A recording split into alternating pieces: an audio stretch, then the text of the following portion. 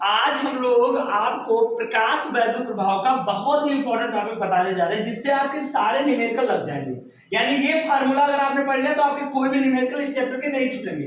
मैं समझा रहा हूं कि अगर कोई फोटॉन, कोई प्रकाश पड़ रहा है, उसकी आवृत्ति न्यू हो तो एक फोटॉन की जो ऊर्जा होती है ये बराबर h न्यू होती है।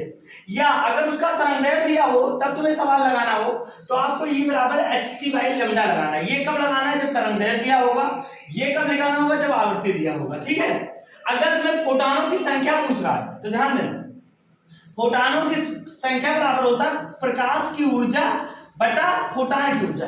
यानी प्रकाश की ऊर्जा और एक फोटॉन की ऊर्जा को अगर हम भाग कर दें तो हमें क्या मिल जाता है? फोटॉनों की कुल संख्या। अच्छा, यहाँ एक चीज और देख लेना, अगर आपसे पूछे प्रति सेकंड फोटॉनों की संख्या, प्रति सेकंड फोटॉनों की संख्या, तो उसके लिए फार्मूला हो जाता है P/h। P मतलब होता है शक्ति यानी पावर।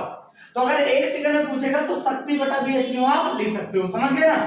फिर आता है ये अंतःकोणीयता V0 दिया हो, यानी आपको अंतःकोणीयता V0 दे दे तो जो अधिकतम गतिज ऊर्जा होता है वो उत्सर्जित इलेक्ट्रॉन का होता है, eV0 होता है। V0 क्या है? अंतःकोणीयता है। E क्या है? इलेक्ट्रॉन का आवेश है।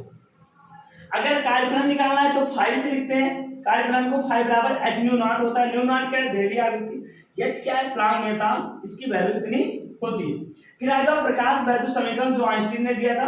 ये 1 2 3 4 5 ये पांचों के पांचों जो समीकरण है ना, ये प्रकाश वैद्युत प्रभाव के समीकरण। के मैक्स को गतिज ऊर्जा कहते हैं, h को प्लांक नियतांक कहते हैं, न्यू को आवृत्ति कहते हैं, फाई को कार्यफलन कहते हैं, μ0 को देहली आवृत्ति कहते हैं, लेमडा को तरंगदैर्घ्य कहते हैं, लेमडा नॉट को देहली तरंगदैर्घ्य कहते हैं। के हाफ mv², ये b² मैक्स जो होता है उत्सर्जित इलेक्ट्रॉन का अधिकतम चाल है। E क्या है? इलेक्ट्रॉन का आवेश है। V0 क्या है? अंतःकोणीयता है, निरोधी गुण। यानी इस सूत्र से आप जैसे टाइप का सवाल देगा उस तरह का आपको सवाल जो पूछेगा उस तरह से इसको लगाना पड़ेगा। फिर आता है फोटॉन। क्या होता है?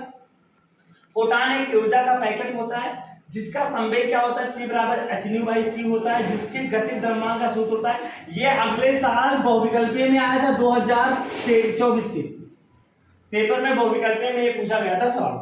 फिर आता है फोटॉन का गति द्रव्यमान क्या होता है? m बराबर hν/c²। कण का द्रव्य तरंग क्या होता है? लैम्डा बराबर h/p होता है। b विभवांतर पर अगर इलेक्ट्रॉन को त्वरित किया जाए तो उसके लिए फार्मूला याद रखना कि अगर b विभवांतर तो लैम्डा बराबर 12.27 √b एंगस्ट्रॉम। तो ये जो फार्मूला इसका एक बार स्क्रीनशॉट आप लोग अच्छे से ले लेना, क्लियर से आप ले लीजिए और इसको अच्छे से तैयार कर लेना। फिर मिलते हैं नेक्स्ट सवाल के साथ। Thank you.